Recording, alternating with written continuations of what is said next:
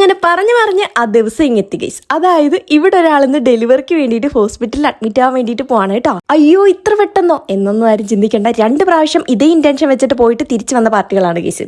ഇതിപ്പോൾ 3ാമത്തെ പ്രാവശ്യമാണ് പോകാൻ വേണ്ടിയിട്ട് പോകുന്നത്. ഇപ്രാവശ്യമെങ്കിലും കൊച്ചിനെ കൊണ്ട് വരണമെന്നാണ് ഞാൻ പറഞ്ഞു വിട്ടിട്ടുള്ളത്. അപ്പോൾ അവർ പോയിട്ടൊക്കെ വരട്ടെ. നമുക്ക് ഇന്ന് 1-2 പരിപാടികളൊക്കെ ചെയ്തു തീർക്കാൻ വേണ്ടിയിട്ടുണ്ട് കേട്ടോ. അതായത് കുറച്ചധികം നാൾ കടയിൽ ബ്ലോക്ക് ആയി പോയതുകൊണ്ട് തന്നെ പുറത്തുപോയി ചെയ്തു തീർക്കാൻ വേണ്ടിയിട്ട് ഒരു ലോഡ് കാര്യങ്ങളുണ്ടായിരുന്നു കേട്ടോ. അതായത് ബാങ്കിലൊക്കെ പോകാൻ വേണ്ടിയിട്ടുണ്ടായിരുന്നു. അങ്ങനെ ആകെപ്പാടെ വെപ്രാളം പിടിച്ചൊരു ദിവസമായിരുന്നു ഗൈസ്. ഒഴിവു സമയങ്ങളൊക്കെ നിങ്ങൾ എങ്ങനെ ചിലവഴിക്കുന്നു എന്ന് ചോദിച്ചു കഴിഞ്ഞാൽ ഞങ്ങൾ ഇങ്ങനെയൊക്കെയാണ് ഗൈസ് ചിലവഴിക്കാറ്.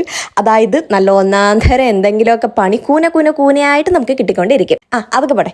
അപ്പം അവിടുത്തെ പരിപാടികളൊക്കെ വെച്ച് അവസാനിപ്പിച്ച് വെളിയിലോട്ട് ഇറങ്ങി കഴിഞ്ഞപ്പോഴത്തേക്കും നല്ല ഒന്നാന്തരം ചൂടും വെയിലും. പിന്നെ സ്ഥിരമായിട്ട് സർബത്തൊക്കെ കുടിക്കുന്ന ഒരു കടയിൽ കയറി നല്ല ഒന്നാന്തരം 2 സർബത്തും അങ്ങ് കാച്ചിയിട്ട് നമ്മൾ നേരെ നമ്മുടെ പല്ലാരിമംഗല അല്ല കറ്റാന ഷോപ്പിലോട്ടാണ് കേട്ടോ പോയിട്ടുണ്ടായിരുന്നത്. അവിടെ 1-2 പണികളൊക്കെ ചെയ്ത് തീർക്കാൻ വേണ്ടിയിട്ടുണ്ടായിരുന്നു കേട്ടോ. വെയിലും ചൂടും ഒരു രക്ഷയില്ലാത്തതുകൊണ്ട് ഇവിടുന്ന് അങ്ങ് വരെ വെള്ളം കുടിച്ചാണ് കേട്ടോ ഞങ്ങൾ പോയിട്ടുണ്ടായിരുന്നത്. അല്ല എല്ലാവരും ഇപ്പം അങ്ങനെ തന്നെയാണെന്ന് നമുക്കറിയാം. അപ്പം അത്രയുള്ളൂ. ടാറ്റാ.